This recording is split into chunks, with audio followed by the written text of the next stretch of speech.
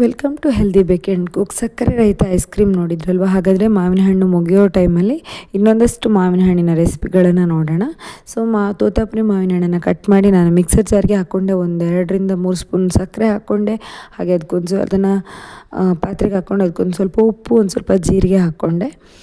ಇದೇನಂತ ನಿಮ್ಗೆ ಇವಾಗಲೇ ಗೊತ್ತಾಗಿರ್ಬೋದು. ನಾವು ಮಂಗಳೂರು ಬನ್ಸ್ ಅಂತ ಮಾಡ್ತೀವಲ್ವ ಬಾಳೆಹಣ್ಣಿಂದ. ಸೊ ಈ ಮಾವಿನ ಹಣ್ಣಿಂದ ಬನ್ಸ್ ಮಾಡ್ತಾಯಿದ್ವಿ. ಹಾಗೆ 1-2 ಸೌಟು ಆಗುವಷ್ಟು ಒಂದು ಮೊಸರು ಹಾಕ್ಕೊಂಡಿದ್ದೀನಿ.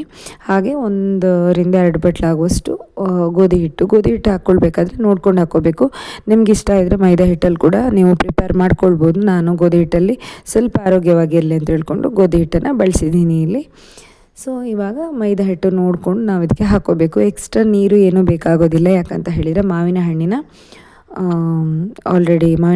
ಪ್ಯೂರಿ ಇರುತ್ತಲ್ವ. ಹಾಗಾಗಿ ನಾವು ಸಂಜೆ ಮಾಡ್ಕೊಳ್ತಿದ್ರೆ ಬೆಳಗ್ಗೆ ಹಿಟ್ಟು ಕಲಿಸ್ಕೋಬೇಕು. ಬೆಳಗ್ಗೆ ಮಾಡೋದಿದ್ರೆ ರಾತ್ರಿನೇ ಹಿಟ್ಟು ಕಲಸಿ ಇಟ್ಕೋಬೇಕು. ಇವಾಗ ಎಣ್ಣೆ ಹಾಕಿ ಮುಚ್ಚಳ ಮುಚ್ಚಿ ಇದನ್ನು ಇಟ್ಕೋಬೇಕು. ನಾನು ಸಂಜೆ ಸ್ನ್ಯಾಕ್ಸಿಗೆ ಮಾಡಿರೋಂಥದ್ದು. ಸೊ ಇವಾಗ ನಾವು ಉಂಡೆಗಳನ್ನು ತಗೊಂಡು ಬನ್ಸಿಗಾಗಿರೋದ್ರಿಂದ ಸ್ವಲ್ಪ ದಪ್ಪಕ್ಕೆ ಲಟ್ಟಿಸ್ಬೇಕು.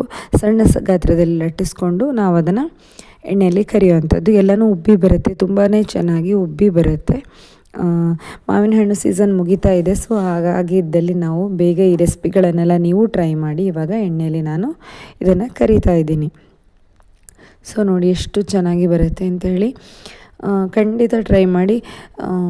ಇದನ್ನು ಮಾವಿನ ಹಣ್ಣಿನ ಪೂರಿ ಅಂತ ಅದನ್ನು ಕರಿಬೋದು. ಪೂರಿಗಾದರೆ ನಾವು ಅದನ್ನು 8 ಗಂಟೆಗಳ ಕಾಲ ಹಿಟ್ಟನ್ನು ಬಿಡೋದು ಬೇಕಾಗಿಲ್ಲ. ಯಾಕಂತ ಹೇಳಿದರೆ ಅದು ಸ್ವಲ್ಪ ಮಟ್ಟಿನ ಹುಳಿ ಬರೋ ಅವಶ್ಯಕತೆ ಇರೋದಿಲ್ಲ. ನೋಡಿ ಎಷ್ಟು ಚೆನ್ನಾಗಿ ಉಬ್ಬು ಬಂದಿದೆ ಅಂಥೇಳಿ. ಸೊ ಬನ್ಸ್ ಅಂತ ನಾವು ಹೇಳೋದಾದರೆ ನಾವು ಅದನ್ನು 8 ಗಂಟೆಗಳ ಕಾಲ ಬಿಡಬೇಕು. ಸೊ ಹಾಗಿದ್ರೆ ಇನ್ನು ನಾವು ಚಪಾತಿ ಹಿಟ್ಟಿನ ಥರ ಹಿಟ್ಟು ಕಲಿಸ್ಕೊಳ್ಬೇಕು. ಮಾವಿನ ಹಣ್ಣು, ಉಪ್ಪು ಮತ್ತು ಗೋಧಿ ಹಿಟ್ಟು ಇಷ್ಟರಲ್ಲಿ ಹಿಟ್ಟು ಕಲಿಸ್ಕೊಂಡು ನಾನು ಚಪಾತಿ ಮಾಡಿದ್ದೀನಿ. ಸೊ ಇಷ್ಟೇ. ಬೇಕಿದ್ದರೆ ಜೀರಿಗೆ ಹಾಕ್ಕೊಳ್ಬೋದು ಅಥವಾ ಅದೇ ಬನ್ಸ್ ಹಿಟ್ಟಲ್ಲಿ ಕೂಡ ಚಪಾತಿ ಮಾಡ್ಕೊಳ್ಬೋದು. ನಾನಿಲ್ಲಿ ಬೇರೆ ಕಲಿಸ್ಕೊಂಡಿದ್ದೀನಿ.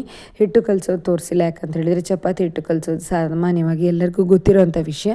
ಹಾಗೆ ಲಟ್ಟಿಸ್ಬಿಟ್ಟು ತೆಳ್ಳಗೆ ಲಟ್ಟಿಸಿ 2 ಬದಿ ನಾವು ಬೇಯಿಸ್ಕೊಂಡ್ರೆ ಮಾವಿನ ಹಣ್ಣಿನ ಚಪಾತಿ ಕೂಡ ರೆಡಿ ಆಗುತ್ತೆ. ಸೊ ಮಾವಿನ ಹಣ್ಣಿನ ಮೇಳ ಅಂತಲೇ ಹೇಳ್ಬೋದು ನಮ್ಮ ಮನೇಲಿ. ಸೊ ಎಷ್ಟು ಚೆನ್ನಾಗಿ ಬಂದಿದೆ ಅಂತ ನೀವೇ ನೋಡ್ತಾ ಇದ್ದೀರಾ. ಸೊ ಚಪಾತಿ ರೆಡಿ ಆಯಿತು. ಹಾಗಿದ್ರೆ ಇವಾಗ ನಾವು ಮಾವಿನ ಹಣ್ಣಿನ ಮೌಸ್ ಮಾಡೋಣ. ಸೊ ಒಂದು ಸ್ವಲ್ಪ ಹಾಲು ಇಟ್ಕೊಂಡು ಅದಕ್ಕೆ ಲಿಂಬೆ ರಸ ಹಿಂಡ್ಕೋಬೇಕು.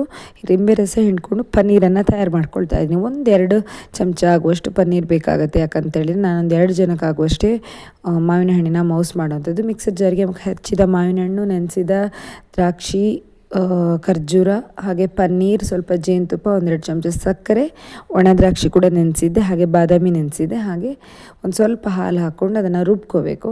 ಅದಾದಮೇಲೆ ನಾವು ರುಬ್ಬಿದ ಮೇಲೆ ಇಲ್ಲಿ ಅದನ್ನು ಗ್ಲಾಸ್ಗೆ ಹಾಕ್ಕೊಳ್ಬೇಕು. ಮಿಕ್ಸರ್ ಜಾರಲ್ಲಿ ಮಾವಿನ ಹಣ್ಣು ಜೊತೆ ನೆನೆಸಿರುವ ಖರ್ಜೂರ, ಅದು ಸಿಹಿಗೋಸ್ಕರ ನಾನು ನೆನೆಸಿರುವಂಥದ್ದು. ಖರ್ಜೂರ, ಬಾದಾಮಿ, ಒಣ ದ್ರಾಕ್ಷಿ ಇದನ್ನು ನೆನೆಸಿರಬೇಕು.